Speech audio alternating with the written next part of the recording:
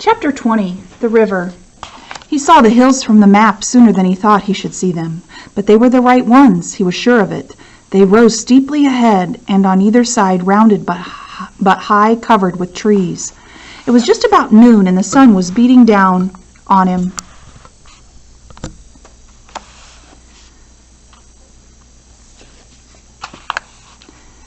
He reached under the shelter and used the damp t-shirt to cool Derek again. "We're moving," he said, his voice thick with exhaustion, not believing it. "We're moving along now." And when he said it, he knew it was true. The raft was increasing in speed. Even as he watched, the speed seemed to pick up. "We're hauling," he started, then trailed off as if it dawned on him. The contour lines being close together on the map meant the banks steepened between the hills. If there were hills and steep banks, the river might fall a bit. He reached for the briefcase to take another look at the map, but stopped with his hand halfway out. A sound. Some sound was there at first he could not place. It was so soft he could almost not hear it at all over the sounds of the birds. But there it was again, a hissing sound. What was it? What do you think it is? No. It was lower than that, not to be heard but felt, a whooshing water, a water sound, a rumbling sound, the sound of water moving fast, dropping, falling water, a waterfall. They were heading toward a waterfall. Chapter 21. There was no time left. The river had narrowed slightly, but now there was more of a drop and the speed had increased dramatically.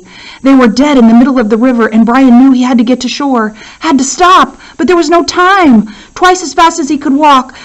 The raft was fairly careening now. The sound was louder. If he tried to paddle for shore, he succeed only in turning the raft sideways. He was not sure how he could get over a waterfall, if indeed he could at all, but he was fairly certain he did not want to try it with the raft sideways. If it went along way over the waterfall, it would be harder to roll over sideways than it would roll easily. The sound was a definite rumble now, and in seconds they wheeled around in a bend and Brian could see it. Oh, gosh! It was a whisper. It was not a waterfall, but it might as well have been. The river moved between two large stone bluffs that formed the sideways of two hills Brian had seen on the map. The bluffs forced the river to a narrower width, deeper, and at the same time aimed it through some boulders that had split off either side and dropped in the middle. All of this had the effect of making a monstrous chute, where the water fought and roared to get through, smashing around the rocks in huge sprays of white water. And the raft was aimed right down the middle of the chute. Things happened so fast after that, there was not a way he could prepare for it. The raft seemed to come alive, turned into a wild, crazy animal. The front end took the river, swung down into the current, grabbed the madness of the water and ran with it. Brian had just time to look down at Derek, just time to see that he was still tied to the raft securely, and they were into it. The raft bucked and tore at the water, slammed sideways.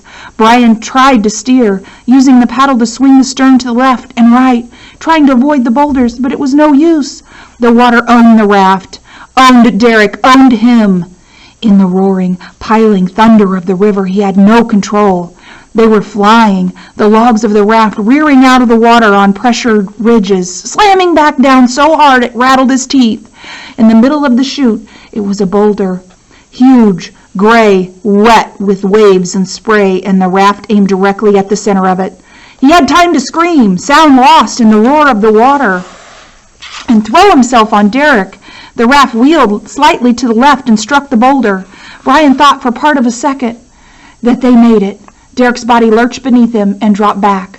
The raft took the blow, flexed, gave, but held together, and Brian started one clear thought. We made it. We made it. Then it hit. There was an underwater boulder next to the giant in the middle of the river, hidden by a pressure wave. It lay sideways out to the left, halfway to the left wall. The nose of the raft made it, carried over by the pressure ridge, hung for a second, then dropped, plummeted down. As it dipped forward, the rear of the raft cut down into the water and came against the submerged ledge. Whonk! Brian heard it hit, felt the impact and the sound through his whole body. He grabbed, tried to hold on to the logs beneath Derek, but it was no use. The stern kicked off the ledge, slapped him up and away, clear off the raft, completely in the air. He He hung for a split instant in midair, looking down on the raft, on Derek. Then he plunged down into the boiling, whipping water. Everything was madness. Frothy green bubbles, hissing, rolling water. He came up for a moment, saw the raft shooting away, downstream, carrying Derek. Then he was down again, mashed down and tumbled by the pressure wave, smashed into the rocks on the bottom, and all he could think was that he had to stay alive, had to get up, get air, get back to the raft.